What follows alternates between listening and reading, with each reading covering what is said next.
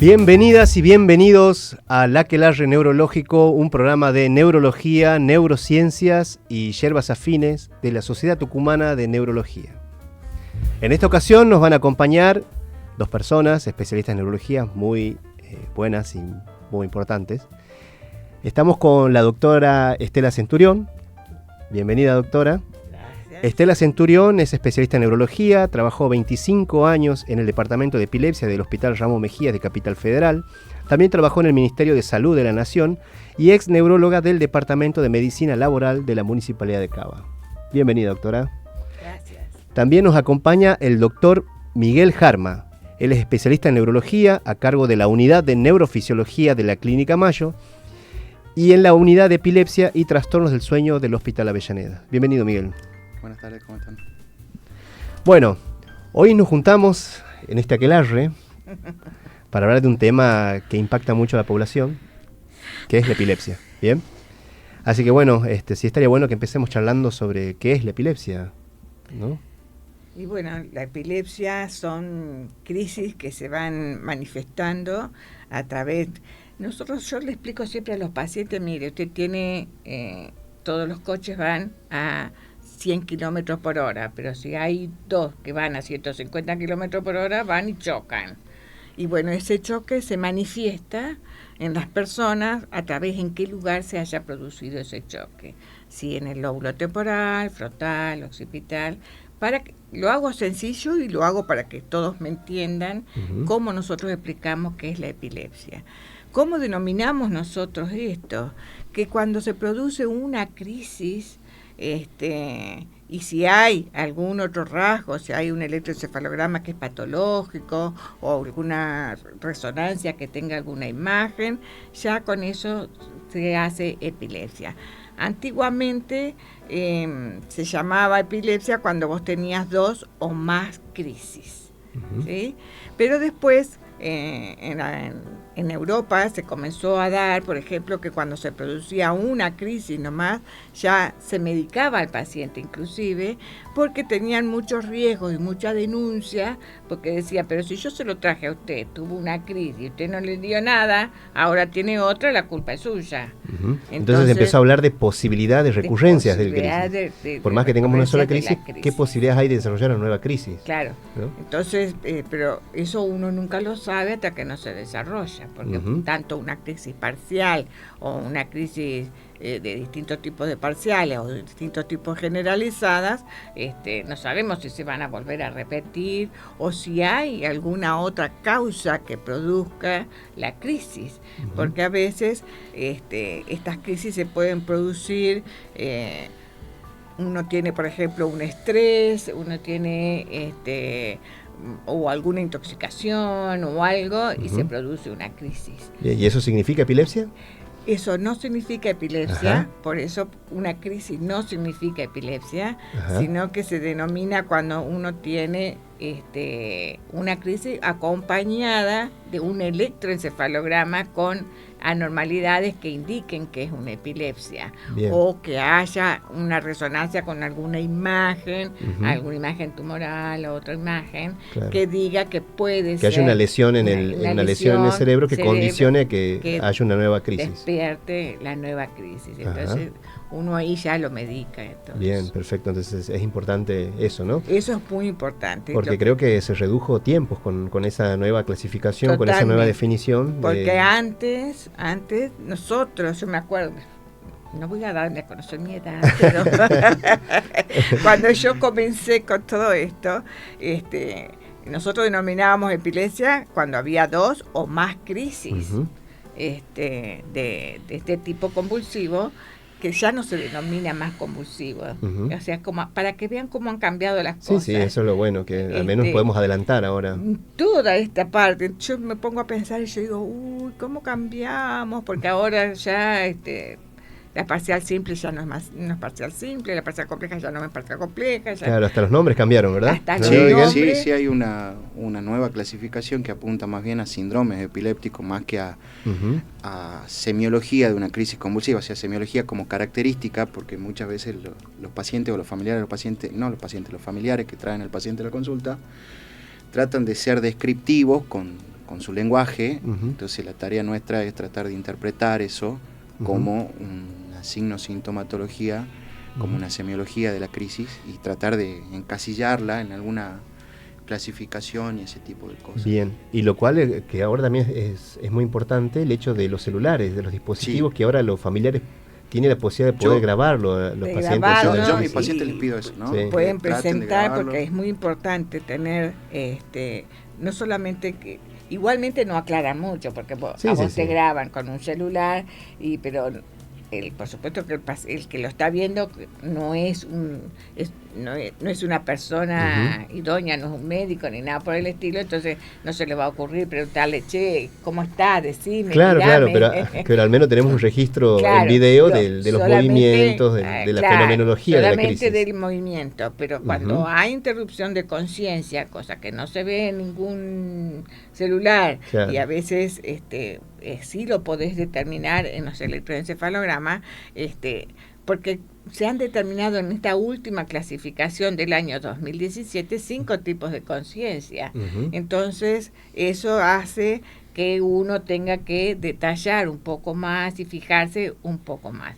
Y a raíz de que lo que vos decís, que la gente eso no lo sabe, bueno, sacaron un artículo en la revista Epilepsia, yo ahí mandé toda una lista de los artículos, donde se ha ido, hay uno especialmente donde dice el término de individuo, ellos le dicen el término laico, de la persona que no está con epilepsia o que no sabe nada, y del término médico de esa misma palabra.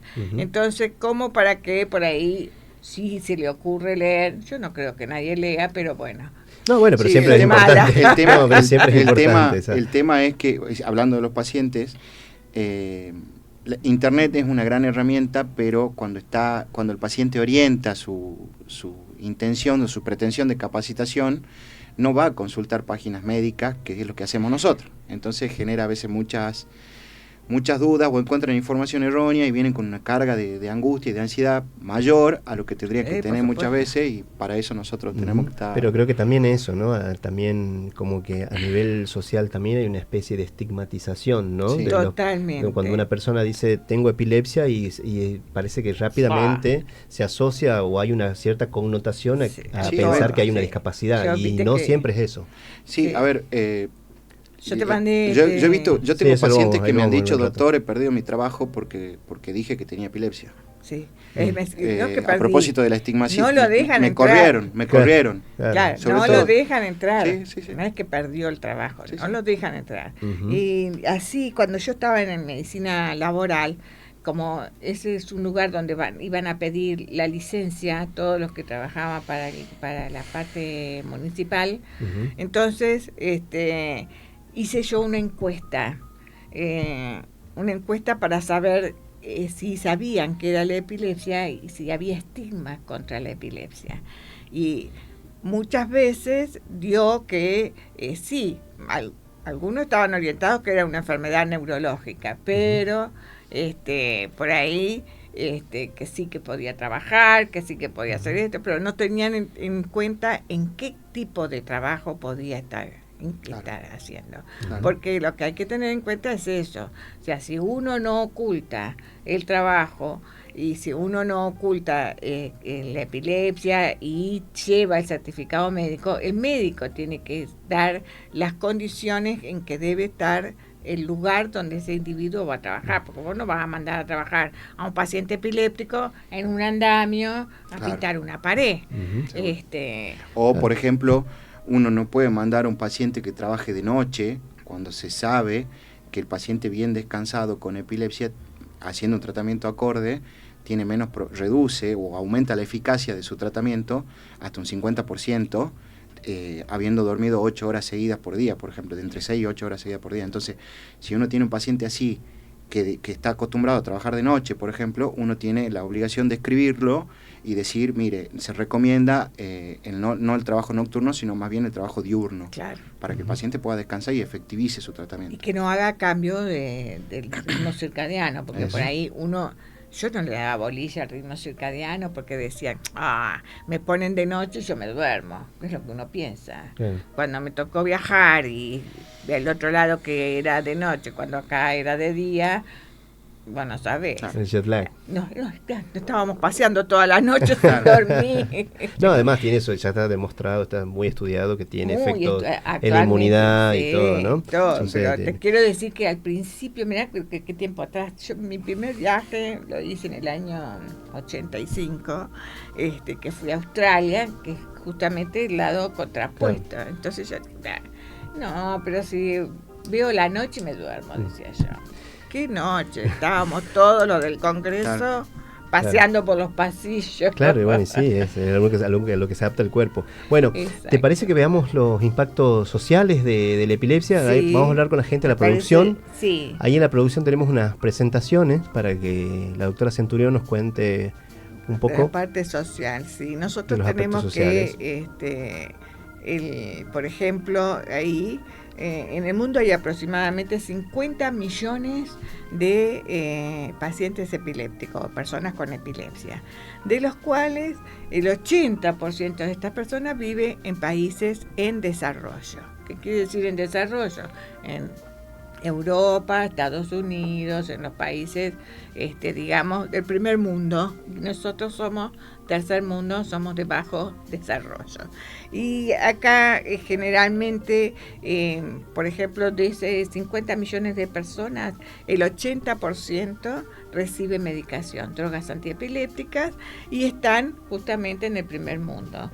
Y nosotros, que somos el bajo mundo. Países en vía de desarrollo, nos dicen. Somos tercer mundista para los del norte, pero claro, bueno, claro, somos muy ricos, además somos países saqueados. No sabemos cómo denominarnos a esta altura del partido. Sí. Pero sí sabemos que por las estadísticas, el 20% de los pacientes reciben las drogas antiepilépticas, o sea, que quiere decir que un montón de gente aquí no recibe la medicación. En primera medida porque primero había una lista de medicamentos que los primeros que salieron eran baratos, la gente lo podía comprar. Uh-huh. Ahora después fueron saliendo, cada vez eran un poco más caros. Sí, el nuevo desarrollo de fármacos llevó también a que las moléculas no solamente sean más seguras, sino que sean más caras. Más caras, y que el paciente no lo pudiera comprar y que el hospital no lo pudiera proveer tampoco. Yo trabajé siempre en hospitales, el hospital tampoco pudiera proveer de esa medicación al paciente, entonces a nosotros decíamos, bueno, ¿para qué seguimos atendiendo al paciente si no lo podemos medicar? Uh-huh. Entonces, de ahí salió que peleamos, hicimos una ley, que es la ley de epilepsia, allá en Cava, que al hacerla ahí en Cava servía nada más que para la parte nacional, Cava y Ushuaia. Esos eran los dos territorios que se podría usar la ley. Pero que si las provincias se adherían a esa ley, podían hacer uso de esa ley. Uh-huh. A lo cual nosotros salimos a desparramar por todos lados, por todas las provincias, adhiéranse, y bueno, Tucumán está adherida a la ley. Uh-huh. Entonces, lo cual es muy importante, ¿no? Sí, para los pacientes, es para el muy acceso importante a los medicamentos. Porque no solamente en el hospital te tienen que dar la medicación fundamentalmente gratis, para el acceso es importante, sino también en las obras sociales. Uh-huh. Las obras sociales te tienen que cubrir, o los prepagas te tienen que cubrir la medicación anticonvulsivante al 100%. Uh-huh. Entonces, eso es muy importante para todos los pacientes, porque hoy en día yo sé que la situación está difícil, la medicación es cara, entonces eso es importante. La ley es la 25.404. Bien. Y es muy importante saberlo, porque uno puede informarle al paciente y el paciente lo puede requerir de cierta medida. Y no tienen que andar haciendo denuncias ni nada, o sea, va a la Defensoría del Pueblo, no le dan la droga, va a la Defensoría del Pueblo, en la Defensoría del Pueblo te atienden todos los abogados gratis y te hacen el trámite, y cuando querés a la semana, a las 2 semanas ya tenés la medicación, porque tenés la ley que te ampara. Y también, esta es la ley, que tenemos el primer artículo que dice: la presente ley garantiza a toda la persona que padece epilepsia el tiempo al mismo ejercicio de su derechos y posibilidades, para que, o sea, que no tienen que tener las mismas posibilidades que cualquier otra persona. Bueno, es acceso a la salud, digamos. Exacto. Acceso a la salud. O sea, si hay un una derecho cola, humano elemental. que va a pedir trabajo, él tiene que estar en esa cola para pedir trabajo.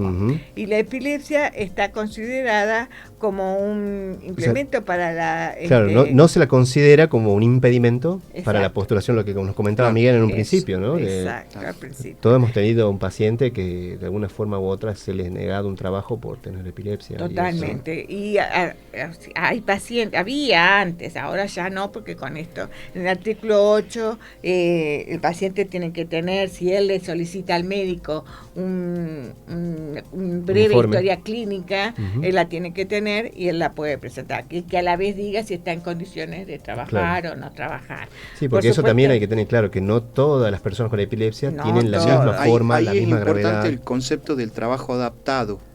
Bueno, por ejemplo, si es un empleado de la construcción, lo que usted decía recién, el andamio, no va a ir. Si es un trabajador que tiene una actividad nocturna, tiene que ser adaptada de manera diurna en aras de efectivizar el tratamiento que va a recibir. O sea, no es impedido laboralmente, sí tiene que ser adaptado su trabajo para que lo pueda hacer. Y sobre todo, comunicar a la gente que trabaja con él que este paciente tiene epilepsia. ¿Y qué va a pasar cuando tenga una crisis? Pues se va a caer, lo tienen que atender, que lo tienen que poner de costado para que no se broncoaspire. Pero eso también es importante, ¿no? Que en cuántos estamentos, tanto públicos como privados, se conoce elementos básicos, medidas básicas para disminuir los riesgos, disminuir los daños en las personas con epilepsia. En el Hospital Avellaneda, con los neurólogos del hospital y con la colaboración en su momento del doctor Peli Noble, habíamos hecho a través de la escuela de pacientes una suerte de educación para el paciente epiléptico que apuntaba a esto, que está científicamente probado, que si hay ciertas conductas que se toman aparte de ser prolijo con el tratamiento que el neurólogo da, ese tratamiento se puede efectivizar hasta un 50%, aún más regulando o mitigando la frecuencia de crisis convulsiva. De ahí nace, por ejemplo, el paciente puede hacer actividad física, sí puede. Obviamente yo recomiendo hacer actividad de grupo, no actividad que vaya a ser un deporte solo. Claro, que vaya solo a la montaña, por ejemplo, a hacer trekking. Yo siempre yo uso muchos ejemplos burdos para mi paciente. Le digo, si usted es un nadador, no vaya a nadar a Escava, al dique Escava. ¿Por qué? Porque no tienen condiciones controladas todo. Ahora, si usted hace gimnasia en un gimnasio, que es lo más común hoy en día, avise a su instructor que tiene crisis convulsiva, y lo que decía Estela recién. El instructor tiene que estar capacitado para manejar inicialmente una crisis. ¿Qué es manejar una crisis inicialmente? Poner al paciente de costado, no poner ningún objeto en la boca, ese mito de que la lengua se va a tragar, el paciente se va a tragar, la lengua no existe. En todo caso, si uno quiere evitar una lesión de la lengua, es poner un pañuelo de tela, por ejemplo, nos decían en la facultad, que no impida la entrada de aire, claro que ya no existe el pañuelo de tela, ya no existe tampoco. Y asegurarnos también, por ejemplo, que el paciente en su crisis convulsiva, si es generalizada, no esté golpeándose la cabeza, porque a causa de su crisis convulsiva puede tener un TEC, un traumatismo cráneo grave. Siempre se aconseja, ¿no? Y otra medida, la postura de costado y otra medida fundamental, otra medida fundamental que yo siempre trato de que el paciente lo tenga presente, obviamente en el evento de la crisis, lo que menos tienen presente, y está bien que no lo tengan presente, yo siempre les pido que traten de tomar el tiempo que el paciente está convulsando, o por lo menos la hora de inicio y la hora de finalización. Eso nos marca un parámetro, y le marca un parámetro al que recibe el paciente en la guardia. ¿Sí? Un parámetro evolutivo de eso. Porque si Y si pueden en toda esa vorágine filmarlo, mejor también. Claro, sí. Pero vos fíjate que me ha pasado a mí, por ejemplo, yo estaba en el hospital y por ahí me decía, doctora, hay un paciente que está convulsionando. Y vos salís corriendo, haces todo esto y te quedás parada esperando que termine la crisis. Y no se te pasan nunca los minutos ni los segundos y vos decís, ay, ¿cuánto dura esta crisis? Sí, pero además la percepción del tiempo es totalmente errática. Entonces, en ese momento... Son gestos que para el para el familiar que no es médico, que no lo sabe, son gestos que al médico de guardia le sirven para tomar conducta.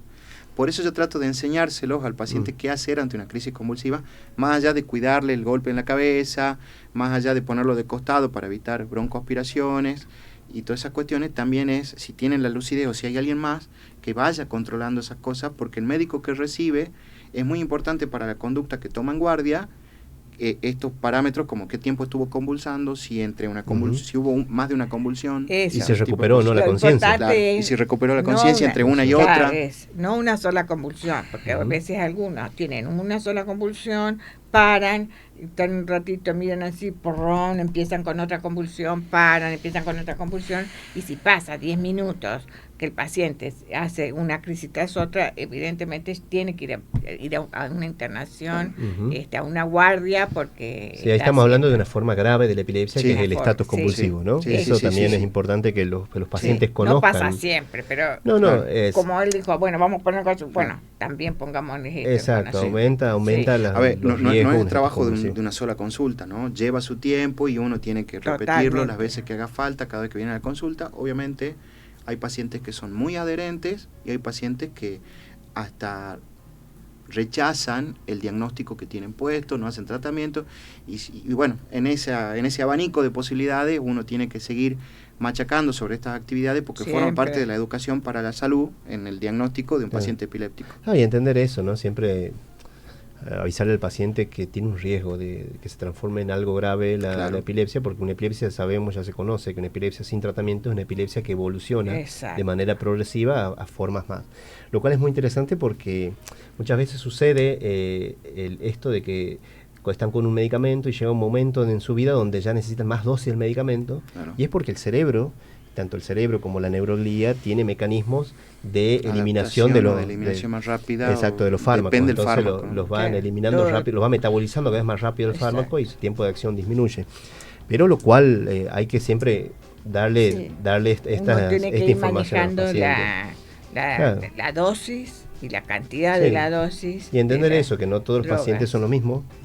Y otra cosa también es conocer, bueno, eso ya es más para los médicos, conocer muy bien el perfil farmacológico de la droga que uno está usando y cuáles son los controles en la evolución del tratamiento y de la enfermedad. Y los efectos adversos. Por eso, que los efectos son importantes. Bueno, cuando decimos que, ya hemos dicho del concepto, creo que para que pasara limpio más o menos el concepto de epilepsia, uno tiene epilepsia cuando tiene una crisis y tiene una mayor posibilidad de tener una recurrencia de esa crisis, ¿no? O sea, ya sé hay dos conceptos. El clásico es 2 crisis convulsivas constatadas de iguales características separadas por un tiempo mayor a 24 horas. Ese es un concepto meramente clínico.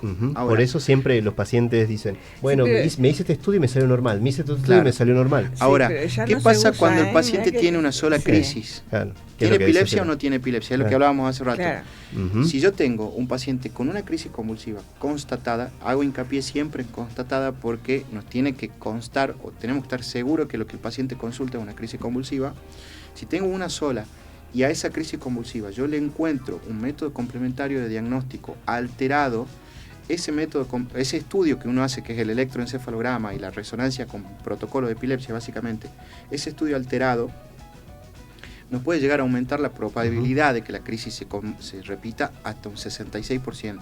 O sea, que hay una institución que se llama la Liga Internacional de Lucha contra la Epilepsia, avala el inicio del tratamiento con una crisis más uno de estos 2 métodos complementarios que estén alterados. Bien. O si no, el concepto clínico, que es de que desglosábamos recién. Bien, bueno. Yo creo que ha quedado claro eso, y la forma más grave, que es el estatus epiléptico, que es que el paciente no recupera la conciencia y la crisis convulsiva continúa por más de 10 minutos según definiciones, o más de 5 para nosotros en términos prácticos, por así más decirlo. 5. Bien, ¿cuándo decimos que una epilepsia está controlada? Decimos que una epilepsia está controlada cuando no se repitan las crisis, en primera medida. Cuando nosotros vamos controlando al paciente, si toma la medicación, si no toma la medicación, siempre nosotros hacemos ir al paciente al hospital, que siempre no vaya solo, que vaya con la alguna persona que más estés acompañante, con, sí. que más estés con el paciente. Porque La muchas veces los pareja, la pacientes te familia. mienten, te dicen, no he tenido nada, estoy bárbaro. Ya Bueno, pero es la percepción capaz de ya ellos que puedo tiene. dejar, ya puedo dejar de tomar la El paciente medicación. tiene ruptura Sí, de sí, contacto sí. cada 3 minutos, pero él se siente bárbaro porque Bueno. antes la medicación lo hacía cada 1 minuto. Bueno, Claro. ojo, pero también hay epilepsias que no son con las convulsiones clásicas y los movimientos, ¿no? Hay Claro. crisis. No, hay epilepsia, hay ausencias, bueno, ahora Ujú. se clasifican, te van a clasificar de otra manera. Claro. Yo Claro. te decía que están, para el 2027 ya están estudiando la nueva clasificación de las epilepsias. La última no tiene ni 10 años. La del Claro. La de 2017. la diagnóstico sindromático no La, tiene ni... la del 2017, que fue la sintomatológica, Claro. ya le encontraron las ventajas y las desventajas y ya están trabajando sobre eso Ujú. para publicarlo en el 2027. Ujú. Y yo decía, todo esto porque fue una clase que tuve en un seminario de epilepsia y la doctora Elsa Yacuñán, que era una neurofisióloga, neuróloga y pediatra y neurocirujana, que trabaja en la Universidad de São Paulo y en Nova Bahía, y ahí ella hizo una descripción tan buena de la última Ujú. clasificación. De lo que está en discusión. De lo que está en discusión, pero aparte lo iba comparando con la que teníamos en 1981, con Ujú. la clasificación de Claro, porque 1989. esa es la forma de entenderla para los que estamos en el tema. Por eso. Por ahí siempre el desafío de un médico que se dedica a una determinada área, el desafío, yo digo, ¿no? Esto es un concepto personal. El desafío no es, si bien es actualizarse y estudiar para uno, para poder brindar un mejor servicio, cuando uno le tiene que explicar al paciente, imagínense que clasificaciones hay hace 40, 50 años. Eso siempre las clasificaciones para Yo creo que la forma más práctica es decir esto, ¿no? La que sigue vigente para el Ujú. medio es la focal y la generalizada, y en eso ver sobre todo la semiología, ¿no? Yo me acuerdo cuando, bueno, Estela sabe muy bien, cuando estuve en el Ramos también rotando, hacían mucho hincapié en la semiología de la crisis. Ujú, Y eso es ya importante. ya para esa época estaba esta clasificación Ujú. sintomatológica, pero sobre todo hacían hincapié en la semiología. Ujú. O sea, por eso uno pregunta Así y cómo repregunta. siente, cómo el paciente la va reconstruyendo con sus palabras. Claro. Y esto ya es todo muy lo que le técnico, va porque muchas pasando. veces el inicio de la crisis y la propagación, si es que la hay, Ujú. no le da tiempo al paciente a racionalizar, si así se quiere, qué es lo que le va pasando hasta que tiene su crisis.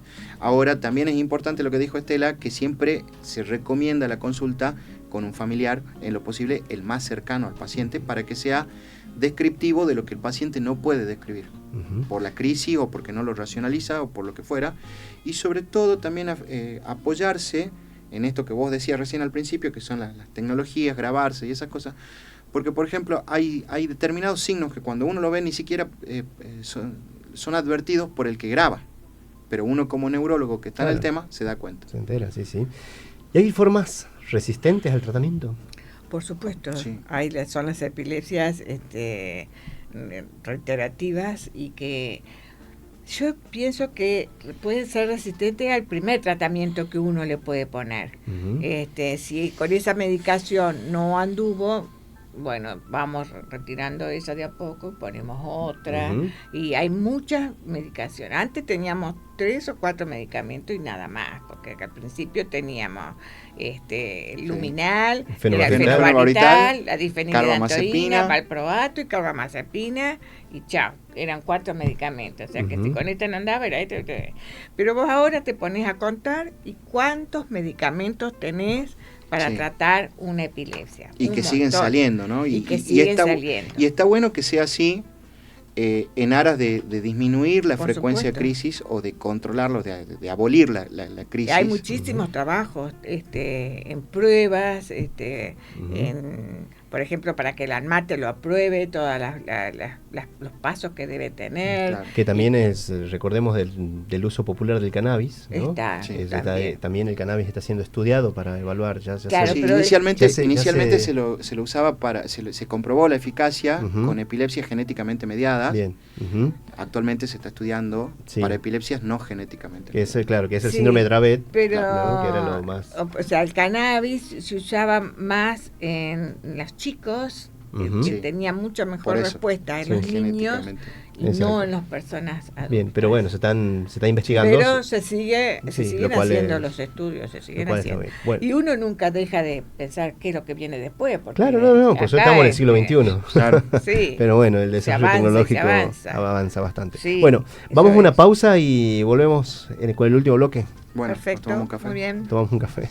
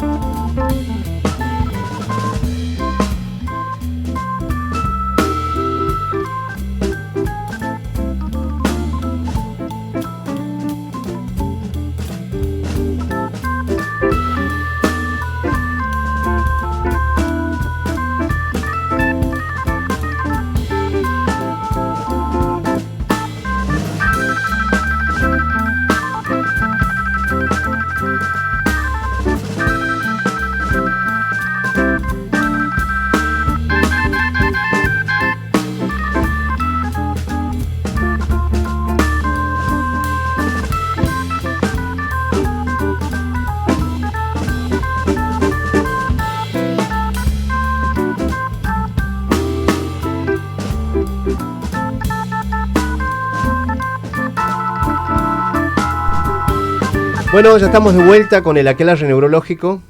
Ahora vamos al último bloque, donde vamos a charlar sobre artículos científicos, sobre las últimas actualizaciones en artículos científicos. Eso es lo más interesante, que es lo nuevo que se viene en epilepsia, y bueno, eso. A ver, vamos con el primer trabajo. Bueno, este es un artículo publicado en la revista JAMA Neurology, que es un estudio de fase 2. Miguel, ¿nos querés contar un poco? Bien. Vamos analizando juntos. Bueno, ¿de qué se trata? Es un artículo que habla sobre la eficacia y seguridad de una molécula nueva, que tiene esta denominación, yo le digo XEN, es XEN 1101, porque todavía no tiene un nombre, específico. Mirá si se llama Estelita Centurión. Claro. Sí, por eso. O Miguel Harma, ¿por qué no? Harma, claro. Bueno, el artículo habla a propósito del estudio de esta molécula que se encuentra en fase 2B, ¿sí? En fase 2B, y nos describe un poco cuáles fueron los resultados del estudio de esta molécula, ¿no? Bien, eso es muy, muy bueno, porque al ser un estudio que se está viendo qué características tiene la molécula, es una molécula que es sensible, que abre unos canales de potasio, que hasta ahora no había una molécula que actúe sobre canales de potasio. No. Esto es algo nuevo, que es algo muy interesante, que son los canales, los KB 7.2 y 7.3, ¿no? Sí. Que esto va a generar aparentemente, una nueva, claro, pero abre una nueva posibilidad terapéutica sobre esto, trabajando sobre estos canales. Bueno, y en este fármaco lo que es interesante es que, como es un estudio randomizado, se ha realizado sobre placebo, sobre pacientes con 10 miligramos y pacientes con 20 y 25 miligramos, ¿no? Sí. Y ahí se trató de evaluar la eficacia. ¿Y cómo se evalúa la eficacia en este trabajo?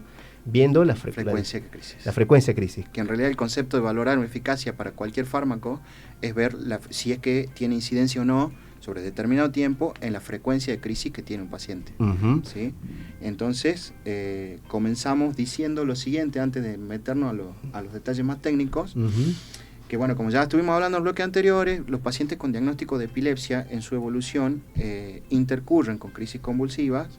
Es por eso que, es un poco lo que decía recién Juanjo, la industria farmacológica estudia cada vez más opciones de tratamiento. Hay una estructura de membrana en las neuronas que son los canales iónicos de potasio, ¿sí? ¿Cuál es la función de esos canales iónicos de potasio? Evitan la hiperexcitabilidad de las neuronas, ¿sí? Y actúan sobre esa hiperexcitabilidad, o sea, alteran el umbral de descarga para que un impulso nervioso se transmita a lo largo de la red neuronal de la cual forma parte esa neurona. Bueno, dicho para esto, que no aceleren tanto los autos, parafraseando a Estela. Ahí está, para que esos dos autos 150 no choquen en ningún lado, existen estos canales de pero potasio. Mirá, si yo le voy a hablar a los pacientes y le voy a decir, mire que el canal de potasio. Claro, no, bueno, eso es lo que yo decía hace rato, también hay que tratar de traerlo para que la gente que lo vea lo entienda. Perdón, Miguel, nos decías. Bueno, estos canales de potasio tienen esta función. Hay determinadas situaciones en donde hay mutaciones genéticas, de genes como el KCN2 y el KCN2 y el KCN3, ¿sí? Que alteran el funcionamiento de estos canales iónicos y que tienen una manifestación clínica variable. Por ejemplo, hay estas mutaciones pueden generar desde epilepsias paroxísticas benignas en neonatos hasta estados encefalopáticos por crisis convulsiva, ¿sí? Entonces es un lugar en donde la industria farmacológica ha puesto el ojo.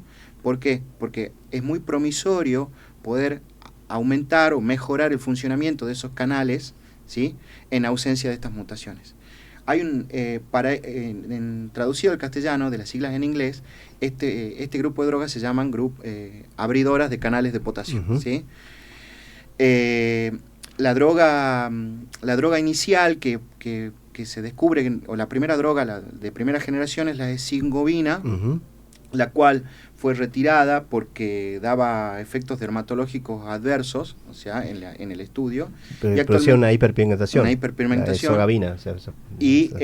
Actualmente se está estudiando una nueva que forma parte del mismo grupo que tiene este nombre CEN 1101, que actualmente no tiene nombre. Como dijo Juanjo recién, se puede llamar la Centurión. Achilata. Podemos un nombre tucumano. Sí, bueno. Un nombre tucumano. Entonces, ¿de qué se trata? Se trata de esta molécula nueva en estudio que actuaría sobre estos canales, ¿sí? ¿Y qué es lo que se busca evaluar? La eficacia y la seguridad, cosa que la droga de primera generación no tenía, ¿sí? Por eso se la retira.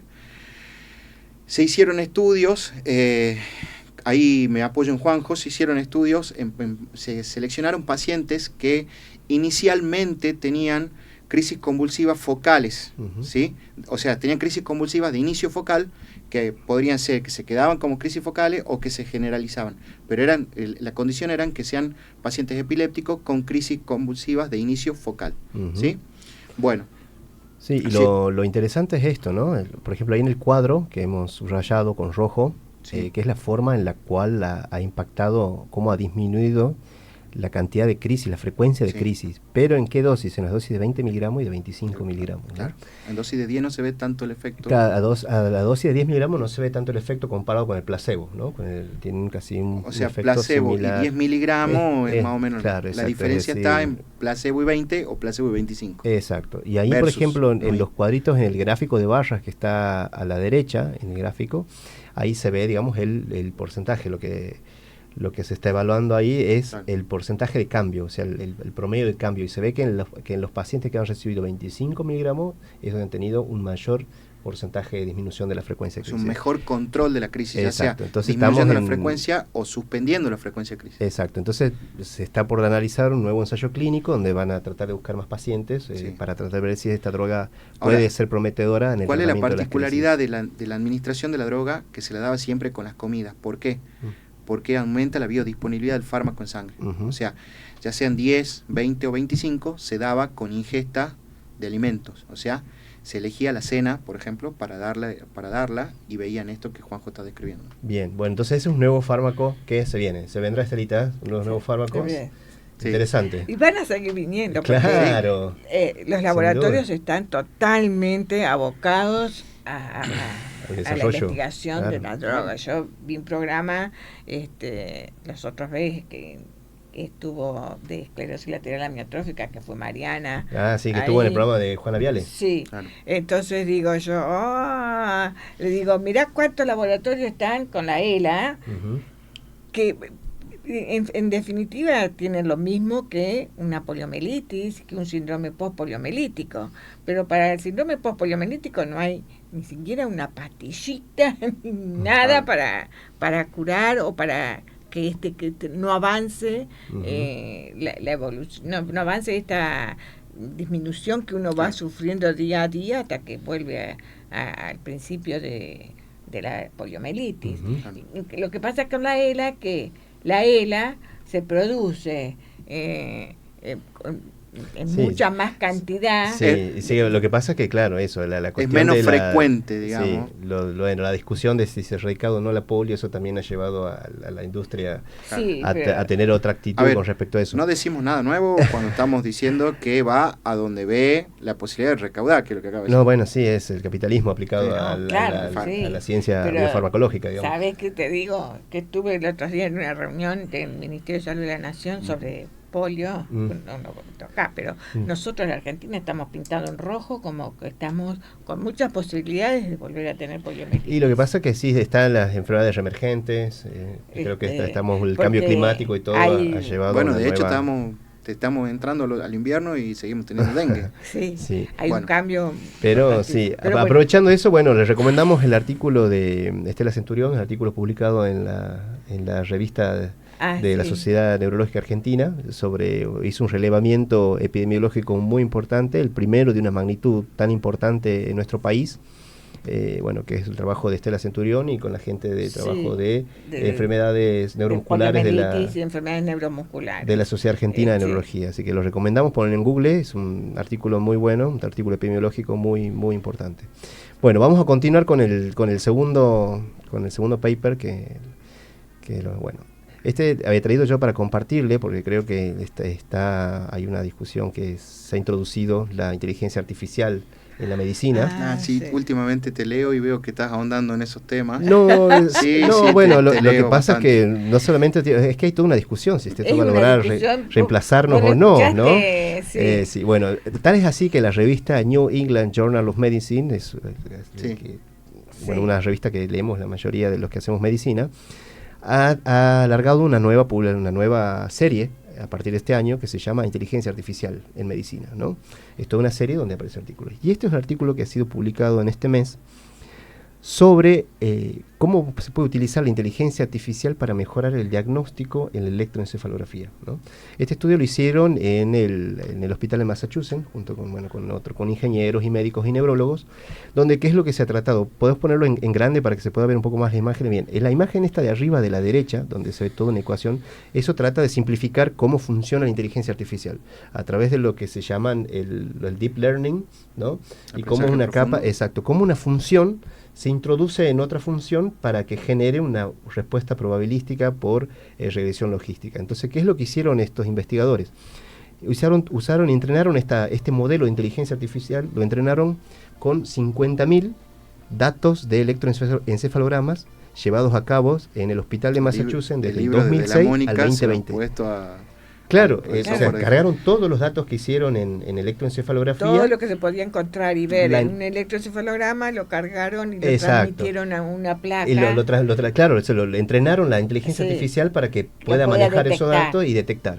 ¿Qué es lo que detectó? Ahí sí se ve en esa imagen como una nube de colores. ¿Ven en la primera imagen que es medio borrosa? Sí. Bueno, esa es la primera capa que atraviesa en la inteligencia, en este modelo de inteligencia artificial, donde trata de ubicar el ejemplo que se le ingresa. Por ejemplo, si le ingresa un electroencefalograma, Miguel hace un electroencefalograma y carga ese electroencefalograma en la máquina, el trazado. Bien, lo carga en la máquina. La máquina en una primera instancia trata de hacer un análisis un poco más borroso, si se quiere decir, que es el primero. Y luego pasa un segundo filtro, un segundo análisis donde trata de ubicarlo probabilísticamente hacia dónde puede darnos la especificación del trazado. Por ejemplo, lo que está en rojo es lo que habla pura y exclusivamente de las crisis, o sea, toda la crisis convulsiva, ¿no? Lo que están en más anaranjado, esos son las descargas lateralizadas. Que no llegan a crisis. Claro, que son descargas laterales que no llegan a crisis. ¿Por qué? Porque lo que se trató de estudiar en estos casos son en estos pacientes que son difíciles de estudiar las crisis, que son en los que tienen la injuria intelectual continua, que son los pacientes que están en estado grave en las unidades de terapia intensiva. Bueno, de esa forma dice, bueno, ¿cómo evitamos de que un paciente alcance una mortalidad? Bueno, vamos a hacer el electroencefalograma para detectar estas ondas que nos permitan tratar de manera oportuna, ¿no? el estatus no convulsivo. Por ejemplo, la que va en las líneas naranjitas o más amarillas, si se quiere decir, esas son las descargas generalizadas. Y luego están la actividad del ritmo delta localizada y la actividad del ritmo delta generalizada en los otros colores. Pero, explícame, a ver, ¿todos tienen descargas generalizadas? No, estos son en porque toda la línea amarillita la veo. Exacto. Ahora, ¿qué es lo que pasa? ¿Ves el puntito rojo que se ve sobre la línea verde? Sí. Ese es el ejemplo de la muestra que ha ingresado, por ejemplo, el análisis de Miguel. Miguel hace un electroencefalograma. Ajá. Y lo que hace la inteligencia artificial, este tipo de inteligencia artificial, que se llama Proto-P Medical Model, que es basado en electroencefalograma, lo que hace lo ubica en cuál es la probabilidad de que sea. Y en este caso, por el trazado, lo ubica en que sea una LRDG, que es una actividad delta localizada. ¿Bien? O lateralizada, por así decirlo.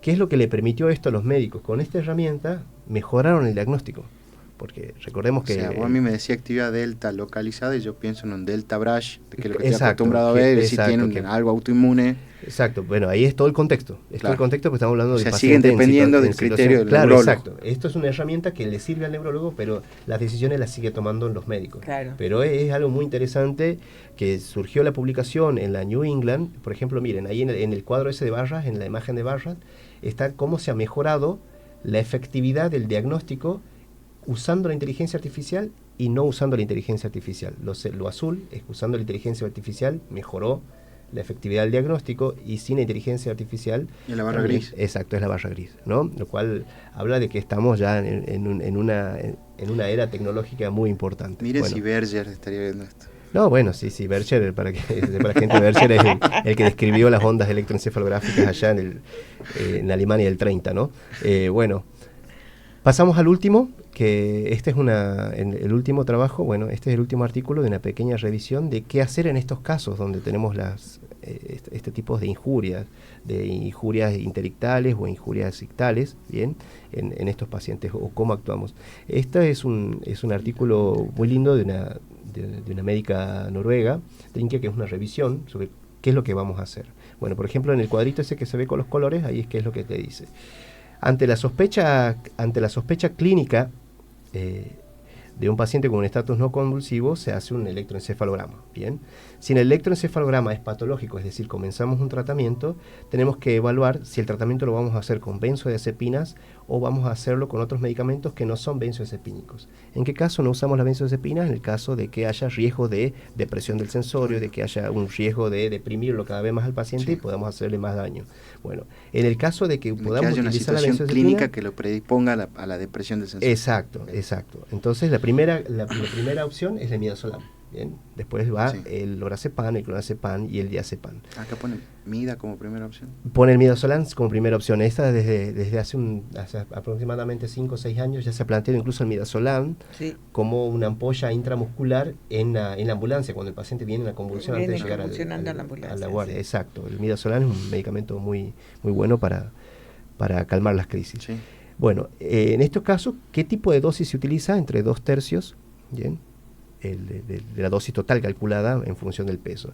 Y lo que sí es muy importante que publican un cuadrito sobre cómo se puede utilizar la cantidad de dosis, en cuántos miligramos podemos utilizar, ¿no? Eso lo cual yo creo práctico. Exacto, en términos prácticos para la gente médica que nos está viendo, podría hacer un print de pantalla de este slice y bueno, y tenerlo en su celular, que es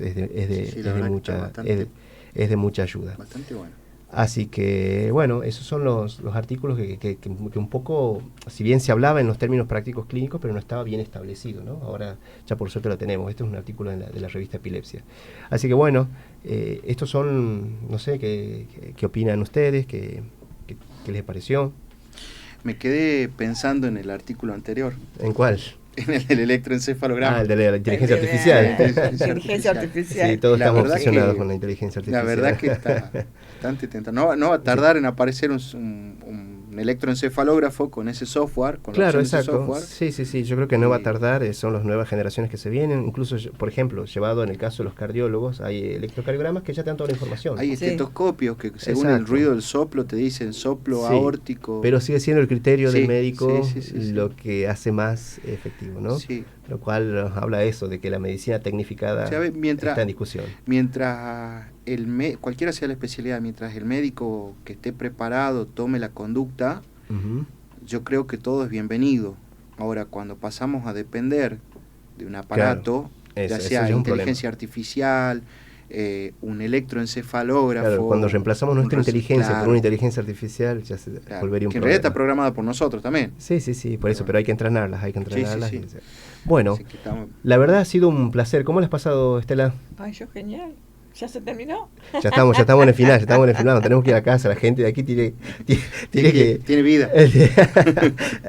¿Miguel? ¿Yo? ¿Puedo venir la semana que viene? No, solo ven invitación. Bueno, la pasé bien. La pasó lindo, bueno, me alegró un montón. Muy Estelita, bien. ¿Dónde te encuentran los pacientes para ir a consultarte? Yo estoy en Tafí Viejo, en la avenida Perú Sur 1015, y el teléfono es el que... Aquí te paso el teléfono de Estela del consultorio, es 381-681-1964. Miguel, ¿dónde te encuentran los pacientes que quieran consultarte? 2 lugares. Hospital Avellaneda, Unidad de Epilepsia y Trastorno del Sueño, y Clínica Mayo, el teléfono, ya sea en los consultorios del centro, en el consultorio de Llorabuena, 450-2600, el call center, piden el turno, se los atiende. Bien, perfecto. Bueno, ha sido un placer para mí compartir con ustedes esta tarde y charlar sobre un tema tan importante como la epilepsia. Es muy lindo, es un tema que da para mucho, claro, sí. yo miraba y decía, bueno, ¿qué saco? Claro, no, imagínate, con más de 25 años de experiencia en el tema, sí. Por favor. No. Hablemos de moléculas. Pero bueno, mejor. Lo importante es el espíritu, tener un espíritu joven. Hablemos de moléculas mejor, así no hablamos de años, sí, de moléculas. Vos fíjate que hasta ahora sigo haciendo trabajo. Claro, sin duda. Vos sos una de las personas ahí que nos mantiene a los jóvenes. Inspirándonos, exacto. Y bueno, sí, la verdad que uno ya, cuando uno se acostumbra a una determinada forma de vida, una determinada forma de desarrollar la medicina, y uno termina, qué sé yo, a mí me jubilaron y bueno, pero yo sigo todavía. Claro, no hay que seguir. Como si no me hubiera jubilado. Está muy bien, eso es el espíritu. Voy a hacer este trabajo. Este trabajo no se hizo acá en Argentina. Lo voy a hacer, como si yo fuera... Muy bien. Y así me largo. Pero así pienso que tienen que ser todos. Sí, así tenemos que hacer todos, exacto. La curiosidad es al niño que siempre no hay que perderla. Siempre tiene adentro. Exacto. A mí en casa me retan porque me dicen, ¿cuándo vas a dejar? ¿Cuándo vas a terminar? Ya terminé. Sí.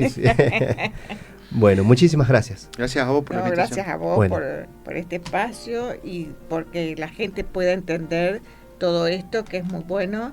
Y también te voy a recordar una cosita, que en septiembre que está el Día Latinoamericano de la Epilepsia, el 9 de septiembre, que ahí también hay una semanita de informe hacia el paciente, donde se dan muchas charlas y todo eso. Y bueno, podemos organizar algo. Y también, podemos organizar nosotros y también se organizan ahora actualmente en Instagram.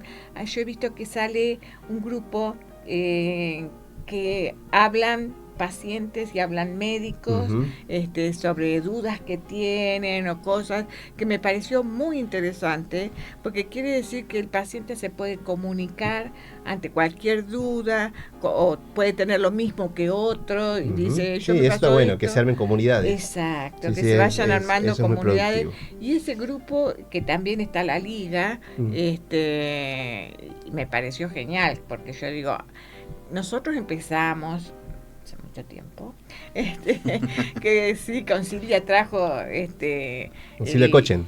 Silvia Cochen trajo el iniciar esa semana de la epilepsia, que bueno, nosotros la pusimos en junio, pero pusimos a ponerla tal fecha, y ahí no había día de Latinoamérica y no había día mundial, nada. Entonces pusimos esa semana donde todos los que hacíamos epilepsia ahí en el ramo, un día teníamos que dar una clase y se invitaban a todos los pacientes y se llenaba, y el último día hacíamos un festejo y es como que uno entra con otra conectividad con el paciente. Claro, lógico, sí. Que eso es importantísimo. Bueno, muchísimas gracias. A vos. Nos vemos en la próxima. Nos vemos en el 9 de septiembre. Sí, exacto. Nos vemos en septiembre. Vamos a hacer talleres para la comunidad, eso sin duda. Así que muy bien. Totalmente. Bueno, muchas gracias. Nos vemos el próximo jueves en el Aquelarre Neurológico.